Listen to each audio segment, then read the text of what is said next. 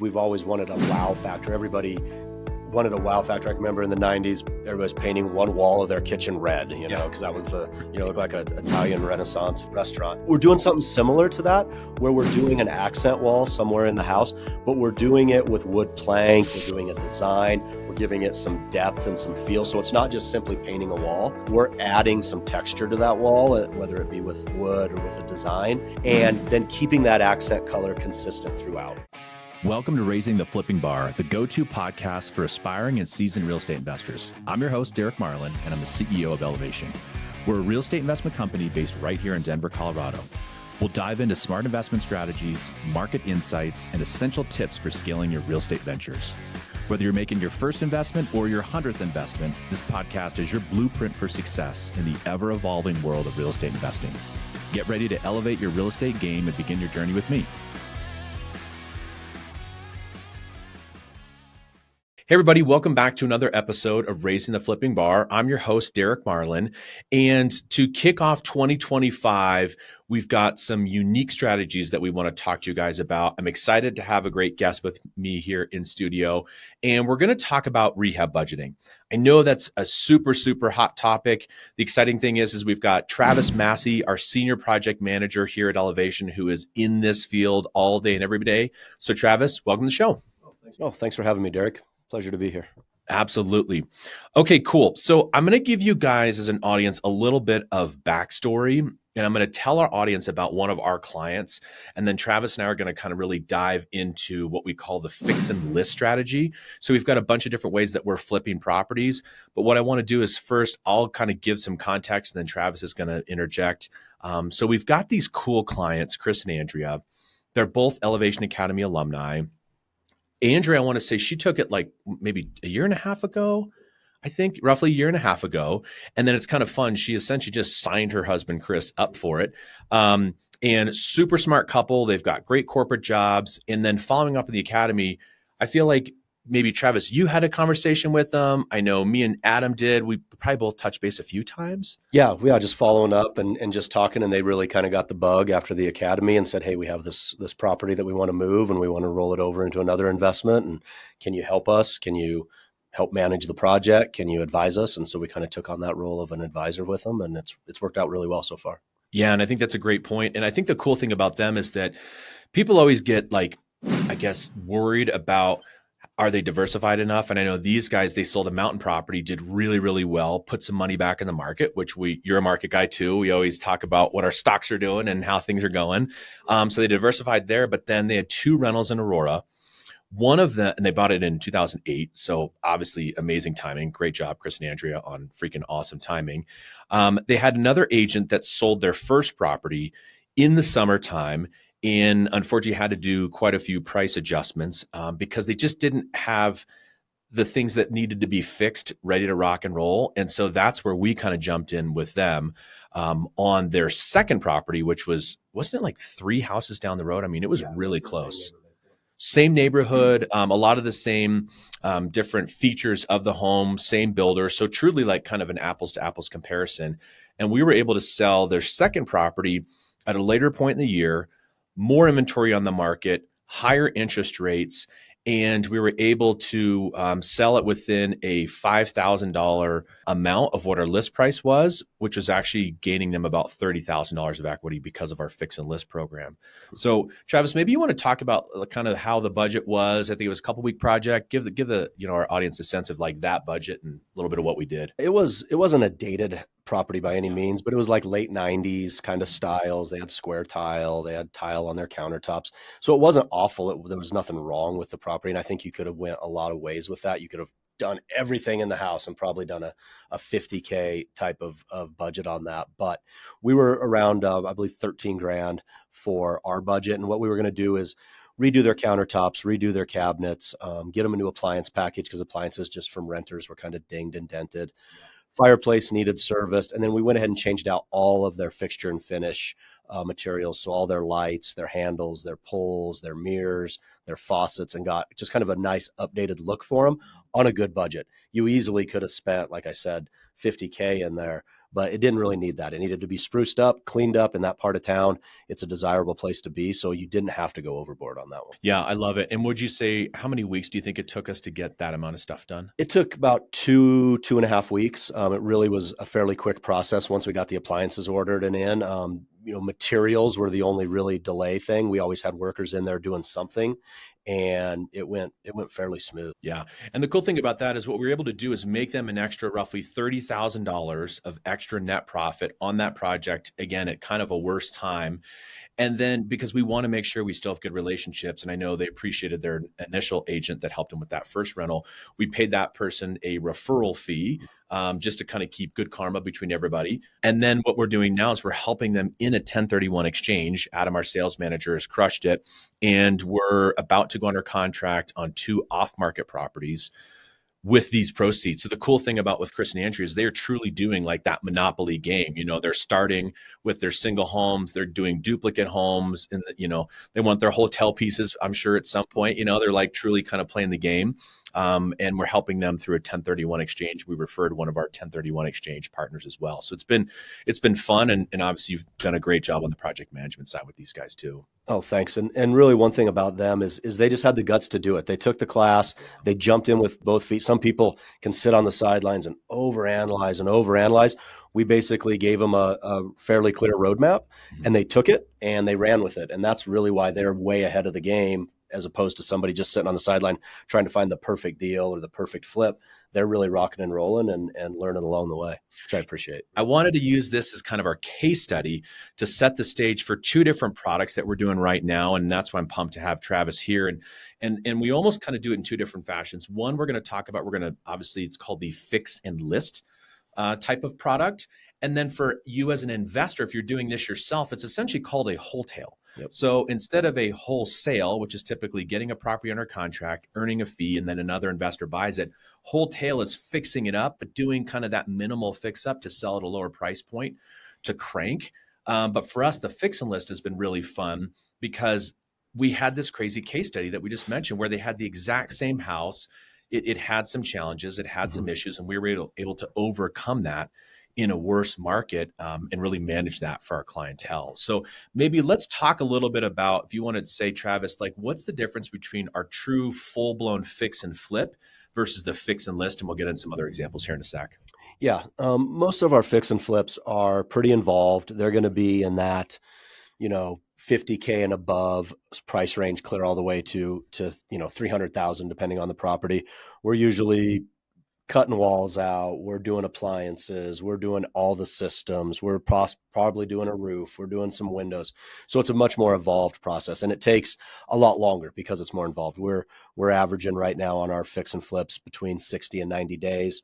So those are a long drawn out process. A fix and list, like you mentioned, can be kind of like a hotel for some investors. Other ways that we've gotten into it is if an agent has a property that really isn't moving. And we're going to talk about some of those examples. It just needs a spruce up. They don't need to bury a bunch of money into it. They don't need to redo everything.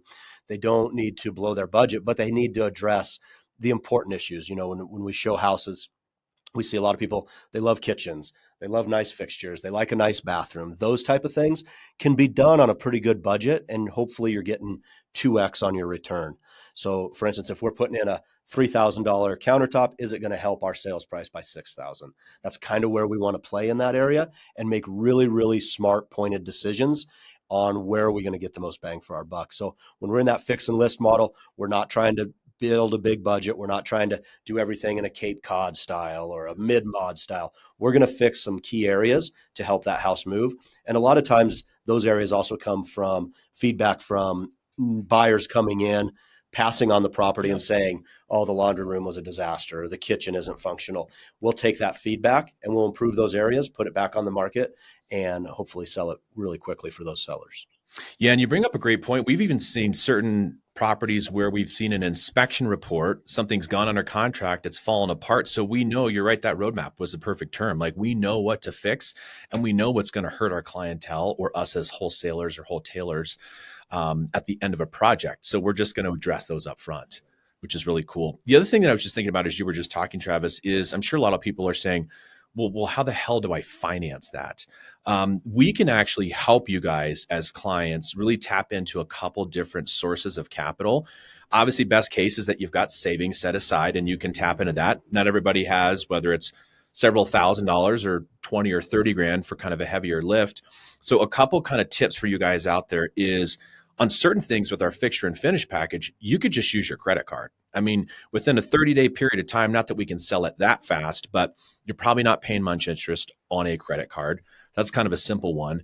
If you've got a home equity line of credit, that's maybe another way that people could tap into drawing on that line of credit if you already have one, or we can help clients set those up. And then something that just came to mind before we're recording is if you're an American Express customer, the cool thing about Amex, and Travis runs this from our project management side, we use Amex for buying a ton of our materials.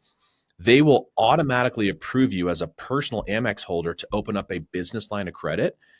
It does not factor into your personal credit, which is awesome, and it can be instantaneously approved. So we needed some extra capital for a deal, and I just applied, and we got $45,000 worth of business credit literally instantaneously. So those are just kind of some flip tips for you guys out there saying, well, how do we finance it? In the future, Elevation's trying to raise some capital, so maybe we can help foot the bill for that. So we'll talk about that later. But I did want to just bring that up as you were talking, Travis. Maybe if you can talk a little bit about the access to our contractors that you have, your project management expertise, and kind of timelines of having to run these type of projects. Yeah, that's the biggest resource, having the subs and the contractors to make it happen. So on a continual basis, I'm always networking, going to networking events, finding subs and getting their information. Of course, everybody thinks they're a painter, everybody thinks they're a roofer. So you have to vet them and see some of their work and maybe ideally visit a few projects that they have. But I just build a reservoir of contacts, and I kind of think of it as like a pitching staff. A certain contractor is going to be good for this property. Another contractor is going to be good for that property. To go back to the baseball analogy, you want your day one starter to face the Dodgers, but you may need your day four starter to face the Rockies. They both are going to be valuable, and you both need them to be successful, but it's finding that right mix. So I keep a good database of everybody. I have them cataloged of their strengths, their weaknesses, where we've worked with them before. And then it's finding their availability and getting a couple quotes, because if they're super busy, those quotes are going to go up. And I understand that. And they're not going to have time for us. If they're not busy, maybe the good question is, why aren't you busy, is the first one. But following up, then they can get in, they can work on a Friday evening to do the backsplash or whatever it may be, finding their schedule and their pricing, and then plugging them into the projects that we're at. You don't want to have the world's greatest Tyler just do a backsplash. He's going to charge you way more money than it's worth. Save that guy for your Wash Park flip or your Sloan's Lake flip. Find the right tool for the right job. And that's how I view finding those contractors. And we come across them all the time, whether it's at the job site, networking, referrals. I got a painter referral this morning from one of our agents. She was at a networking event. Somebody dropped off a card. So I'll contact that person and find out more about them. But that's how I try to manage them, a lot like a pitching staff. And we almost have a farm system and a pro system too. Really, there's different levels in what their capabilities are. And maybe you want to dive into, I was just kind of thinking of this on the fly. You want to dive into maybe two scenarios where one would be a homeowner and they're just trying to call somebody cold and get a random painter or a random person to come in and maybe the accountability, unfortunately, the lack of respect that sometimes contractors might have for just somebody off the street versus you running things and you're doing multiple projects with them. You crush it on pricing and you've got that rapport. And honestly, you're able to drop the hammer. Like, talk about that, because I think that's a big point of can you re-say that? I would say that you need to talk about those two different things because those are two very different scenarios. So maybe just talk about those for our listeners. Right. When a homeowner just contacts somebody, out of the, it used to be the yellow pages, but and ask Angie or online or whatever, you're going to find people that are probably good at the marketing side of their business generally because their numbers available, they're ready to go, but make sure that their price is in line. Yeah. Get several quotes, because I know when I see a quote, just first look, I can say that's high or that's low. I may not know the exact dollar amount, but we've done it so many times. I know when you're painting the exterior of a house, that's going to be $8,000 or close. If somebody gives me a quote for 20, I know it's way out of line. So I think homeowners sometimes don't do their due diligence enough to find multiple bids, and maybe multiple bids by different types of business people. The guy with the super nice truck, the super fancy marketing plan, Correct. that's good. That's how you build your business. Yeah. There's nothing wrong with that. But he may be a little higher than the guy that just has a sign in the yard. It's not to say the guy with the sign in the yard isn't just as good. And if you're not doing the Taj Mahal of your house, it's probably good to kind of find that middle ground. I would say never go with the lowest person because there's probably a reason you're going to get change ordered to death. But the highest person, you don't have to pay those high prices. On sort of the way we're able to help control pricing is I can tell them we have this project going today. We have one in 3 weeks that we're going to do, and we have one in 9 weeks that we're going to do. And if you can do a good job, we can use you on multiple projects.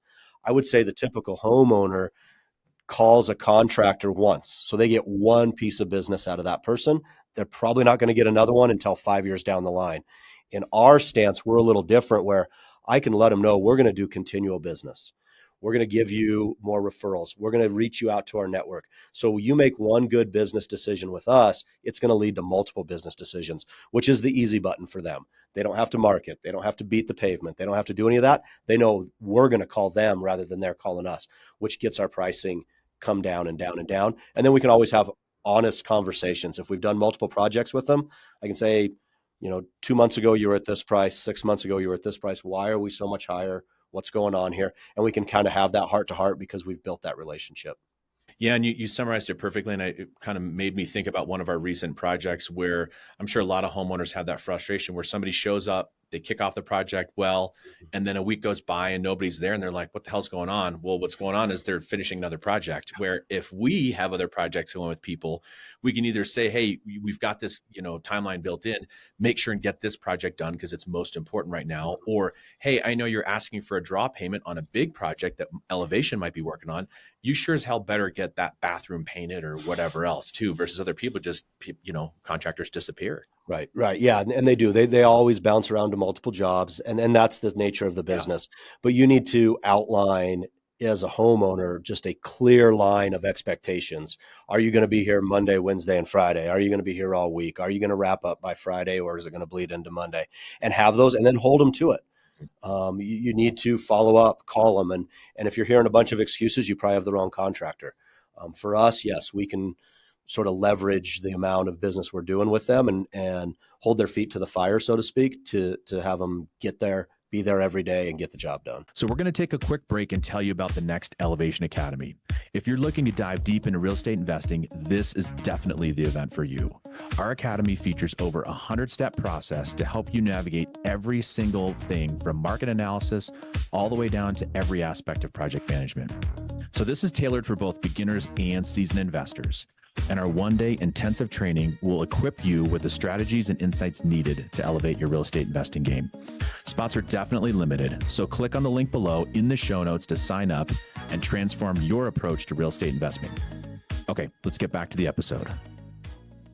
Something that is really helpful, and we really want to drill home with our audience, with you guys at Raising the Flipping Bar, the way we like to run Elevation, is just talking about real world examples.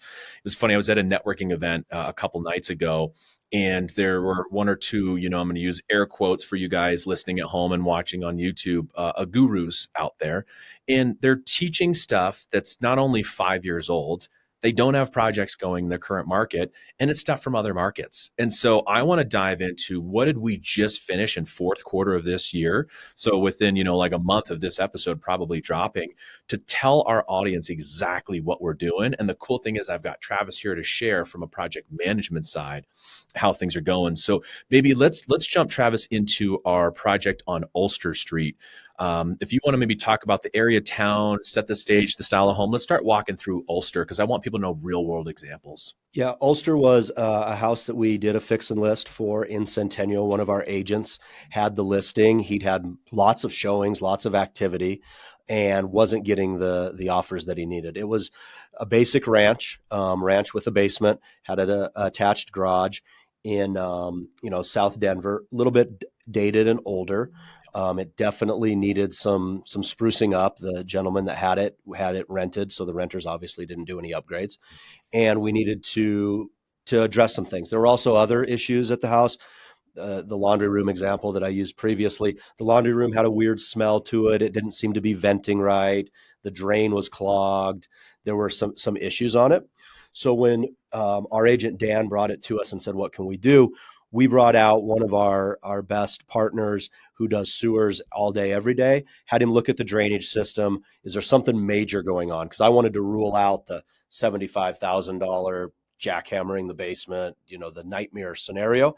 And really, he was able to identify that the drain just needed to be cleaned out properly.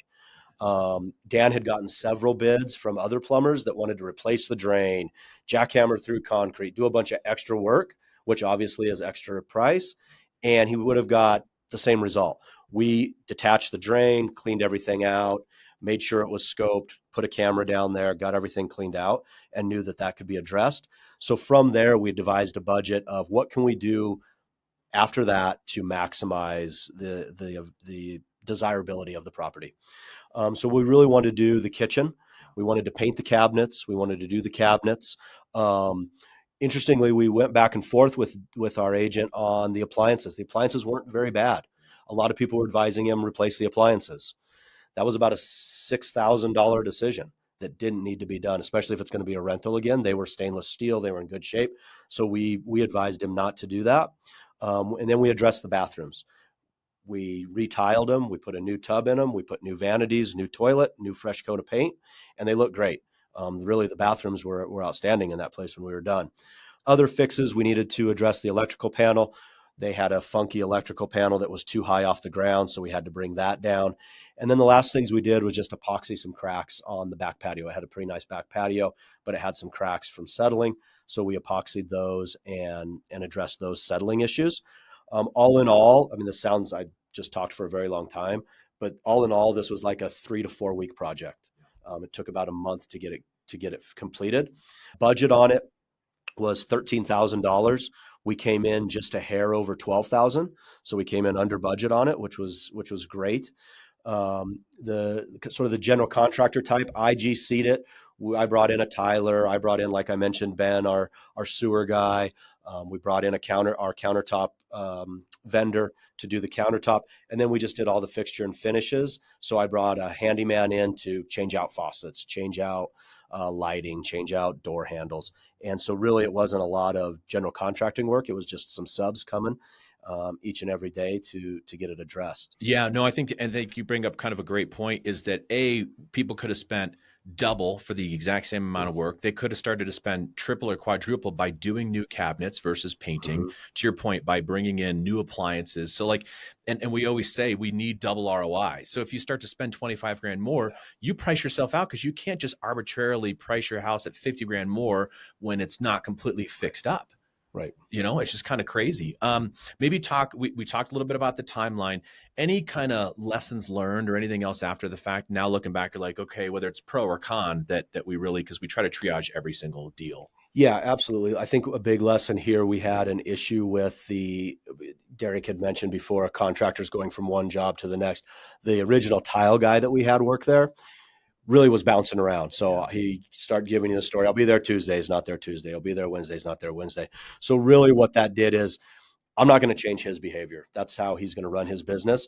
But back to the pitching analysis, we almost need a relief pitcher. You need that middle reliever. So I went out and talked to a bunch of tile guys and found a couple good guys that I could call almost on demand. Hey, we need this. We need it done in a short amount of time. Obviously, you're going to pay a premium for that. But I needed that middle reliever. I needed that closer. I needed that guy to come in a pinch. And I think that was the biggest lesson learned is always have somebody you're going to go with, and then probably have somebody in the back of your mind in case something doesn't go right. Yeah, no, that's really well said. Let's maybe talk a little bit about our next project, which was on Longford Street in Parker. You want to give people kind of that same type of rundown of what was going on because we literally just did this. And the cool thing is I'll give you guys a little bit of backstory too. This is for a client that's a really, really good investor. He owns a very large mortgage brokerage company. He owns a number of properties. And I'm sure he's sitting back going, why should I let these guys earn this piece of business? So I mean, to me, I think this was a major test on the property. So I want to give people some backstory of like, we've got some clients that are really good at what they do, and are very discerning. So we were proud to win this business, and we're doing a bunch more deals with this guy. So it's been really fun. So maybe walk us through this Parker project. Yeah, again, Parker, South Denver, Southern Denver area. It was a modern-ish house, late '90s build, similar to the Biloxi one that we mentioned before, as far as the time period of it. Mhm. He'd been using it as a rental, so again, it had holes in the walls, it had picture frames, things that just renters kind of ding up in the house. So Yep. it needed a spruce up. It was really kind of bland as far as the paint colors, very, very neutral. There was no wow factor, there was no pop factor. So we kind of wanted to bring that angle in as much as we could without blowing the budget. Yep. It's kind of an ideal Airbnb situation there. They had, good bedrooms, good bathrooms, good kitchen, those type of things. So that's what we wanted to get, is kind of rent proof, but look nice and, Yep. and would show well in photos, of course.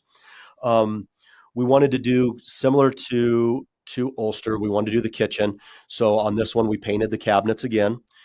We replaced the countertops. We did all new fixture and finish packages throughout. So all the faucets and lights and those things. We redid the bathrooms, small portions of them. We redid like the vanity, but the bathroom, the shower was fine. The toilets were fine. So we just made some smart decisions on a lot of those aspects. For this one, because it was a much larger, and we also did a little bit of interior paint, we had an original budget of 23,000.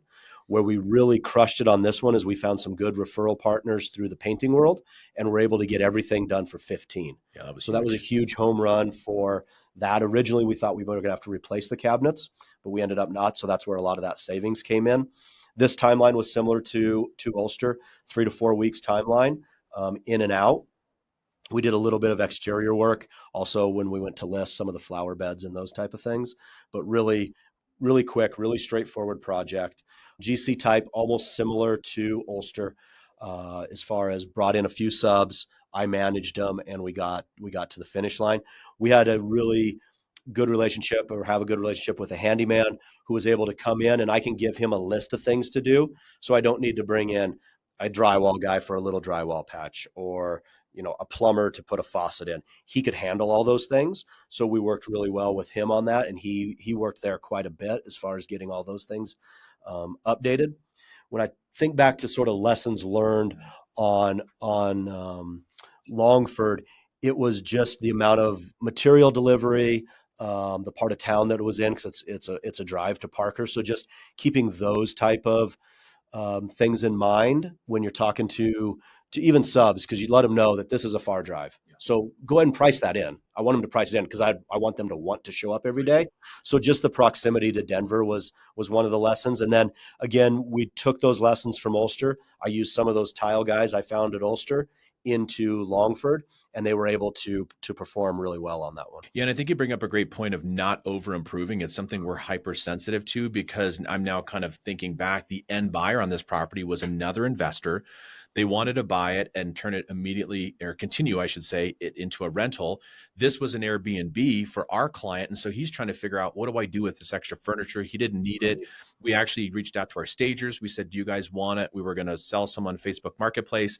And then when we knew this buyer was coming in, we used that as a negotiation point. And Adam, our sales manager, did a great job of, mitigating a couple little things they were asking for at inspection. Because again, we're not fixing everything.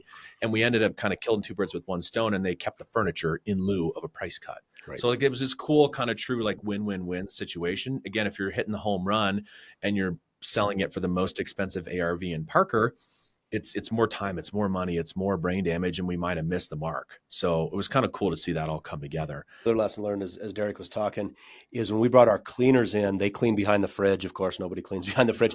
They clean behind the fridge, and they noticed a very, very slow leak in the refrigerator water line. So we called, one of our plumbers. He came out and fixed it.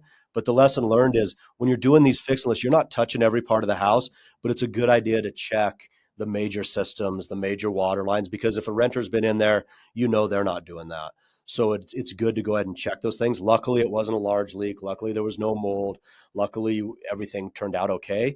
But it was a good lesson of, it takes 5 seconds to pull the fridge out, check behind it, check the stove, check all the, the P traps and all the sinks. Just go through it. Even if you're not touching that area, it's a good idea to just spruce that up as well while you're in there. Yeah, I think that's great lessons Mhm. learned.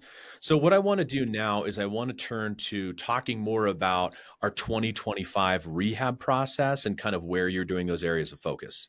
Yeah, as we get into 2025, obviously the market's always changing, so we're looking at ways to keep up with the market. We don't want to be the last house doing, the Chip and Joanna Gaines flip. Yep. That'd be no good. And keeping up with pricing changes. I, as Derek had mentioned, kind of live in the world day to day. So off the top of my head, I can kind of rattle off what an appliance package should be or what trim should be, not to the dollar, but a general idea. So as we're heading into 2025, some things that we're seeing are appliances are going up.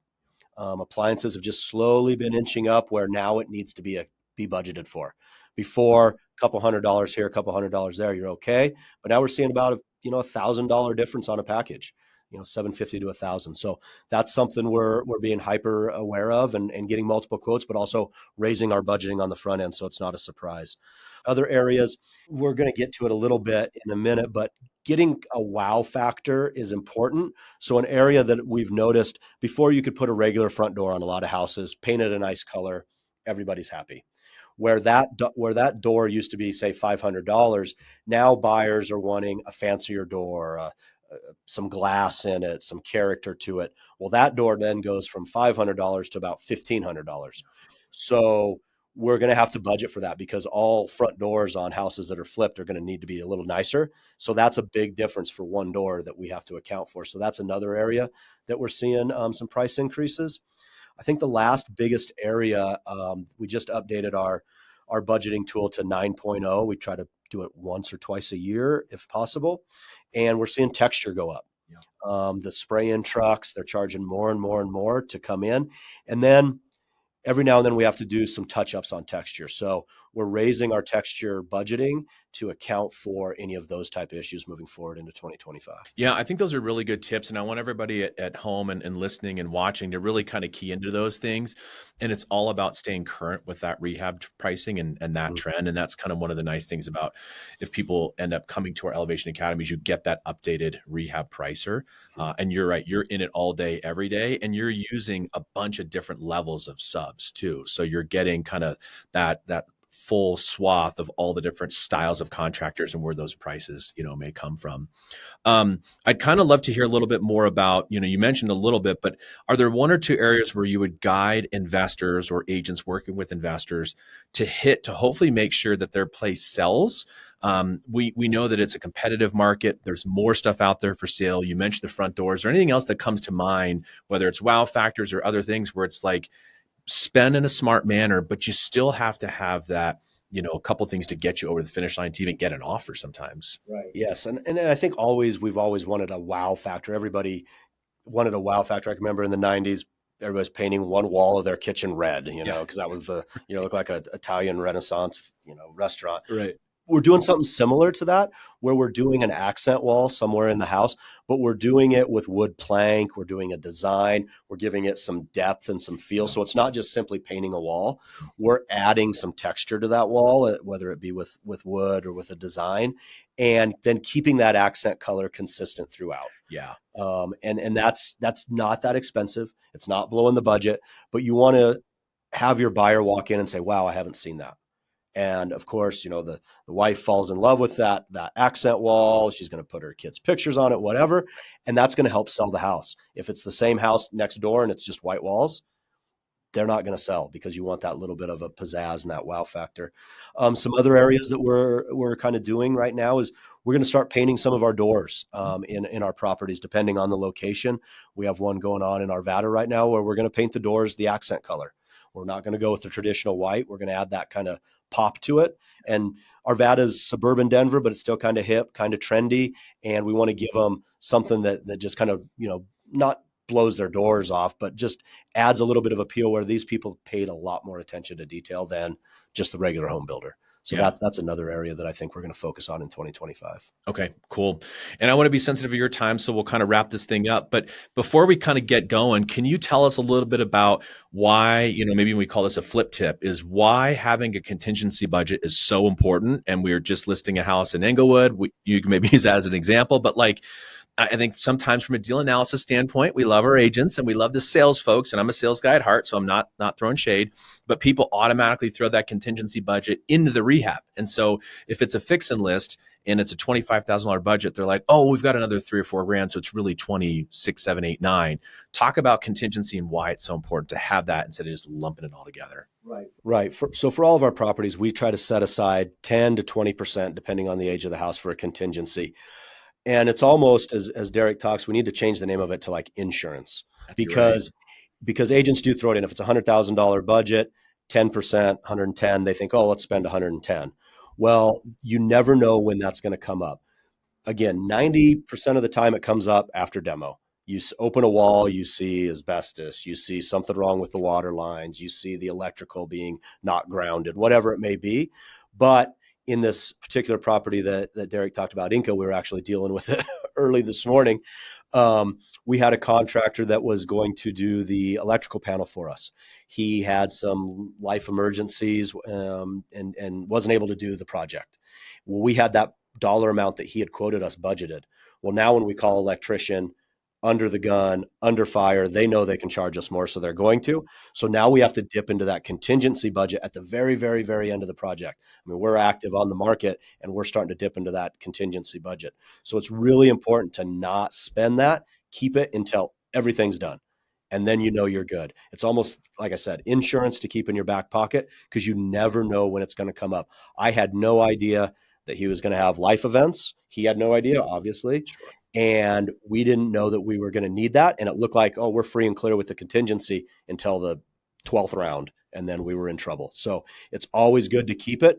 And think of it, like I just said, insurance, but almost like life insurance, where if you don't use it, you're going to get to keep it at the end as a profit margin. Mm-hmm. I mean, that's going to be 10% extra on top of your deal if you don't spend it and you get a good product out there. So that's why contingency is important. And it's really important not to spend it early.